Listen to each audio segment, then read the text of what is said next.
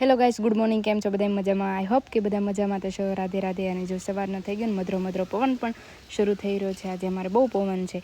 અને હા, મેં પણ અમારા કાનુડાના દર્શન કરી લીધા, તો તમે પણ અમારા લાલાના દર્શન એકવાર જરૂર કરી લેજો.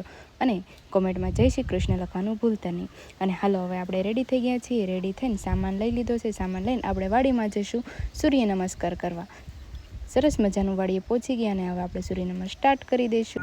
ઓમ મિત્રાય નમઃ. ઓમ રવયે નમઃ. ઓમ સૂર્યાય. સૂર્ય નમસ્કાર કરીને આપણે જઈએ છીએ અમારા ઘરની સામે એક સરસ મજાનું આવળાનું ઝાડ છે, તે ચાખવા માટે.